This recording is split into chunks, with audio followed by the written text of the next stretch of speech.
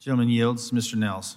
Thank you, Mr. Chairman. Administrator Hutchinson, the FMCSA is considering a number of regulations that are in various stages, of the rulemaking process, including a potential speed limiter mandate on the large trucks, big trucks. Now, I know you may not be able to comment in detail about the substance of the final rule, but I hope you would agree with me that a credible process is very, very important, particularly when working through controversial rulemakings. Would you agree we need to get this right? Yes? Yeah. Representative Nehls, yes, I agree. Very good. Okay. So this is why it concerns me. This is what concerns me, that in late September, FMCSA included a specific speed limit for the speed limiter rule, 68 miles an hour. It was in the USDOT Unified Agenda. This was quickly rescinded and chalked up as a clerical error. Did you know about that? 68 miles an hour, USDOT? It's a clerical error. However, the same week, I believe that you were a keynote speaker at a high-dollar fundraiser. They dubbed it as a soiree sponsored by labor unions, trial attorneys, large trucking companies. All of these stakeholders have been pressuring your agency to select a speed limiter rule set at 60 miles an hour, well below what the agency had indicated it was prepared to select. Were these two occurrences connected in any way? Representative, I appreciate the opportunity to make clarifications here. We have not yet set a speed limit, and we have not issued an NPRM in which that speed limit would be suggested for feedback. Do you believe that it hurts the credibility of rulemaking process by attending, keynoting a fundraiser for advocates on one side of the issue while the regulation is under consideration? Representative, we take very seriously the fidelity of the process of rulemaking, and we don't discuss the contents of the rule even as we're engaging with our stakeholders. All right. Around the I'll trust you on this. I'm going to trust you on this, but I just hope that you equally consider the 15,000 comments from America's truckers who have provided input on this rulemaking. They're not going to be able to host a big fundraiser for you, but are you familiar with Landline magazine? You familiar with this? Representative, I am. It's a very good magazine. Do you read it, or do you just get it, or it sits on your desk, or do you read this? This is the October 2023 issue, page 12. Very dangerous, very dangerous. It says here, talking about the speed limiters on this thing.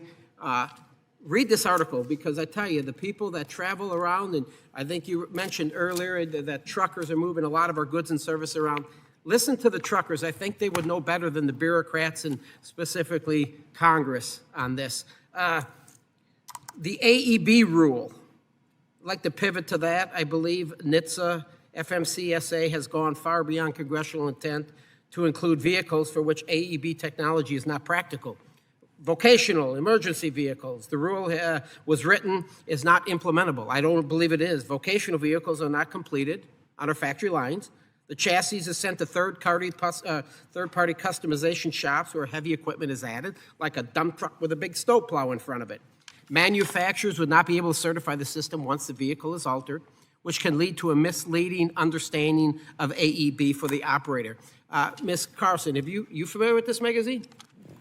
I don't. Oh. But I will. You got to read the magazine. Recommend it highly. The whole industry, everybody's driving up. Very dangerous. So why did trucks say an automated emergency brake mandate would jeopardize safety? It talks about one of the truck drivers that it was either a shadow or the guardrail caused her to lose control in this thing, scared the hell out of her. Matter of fact, I got a little Lexus, and I was backing up out of the grocery store, the H-E-B, the other day, and all of a sudden, the damn thing slammed the brakes and scared my wife. I said, what the heck's happening? Well, this thing must have detected a vehicle coming from my left or my right.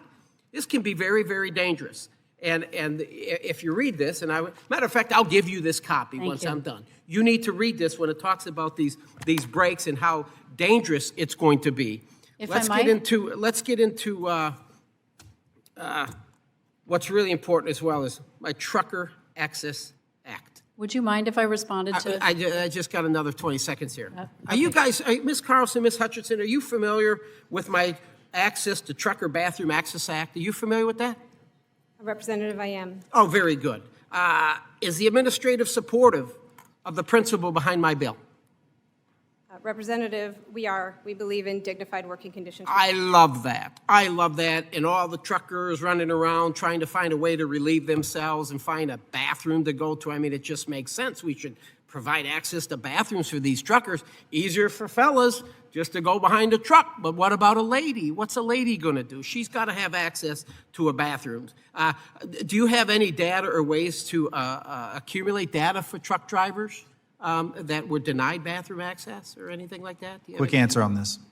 Representative, your office has reached out to mine for technical Beautiful. assistance, and we look forward to continuing to assist. I'm glad that you support it. I'll support you on this and do everything we can to make sure that our truckers have a place to relieve themselves in the right way legally. Thank you. I yield back.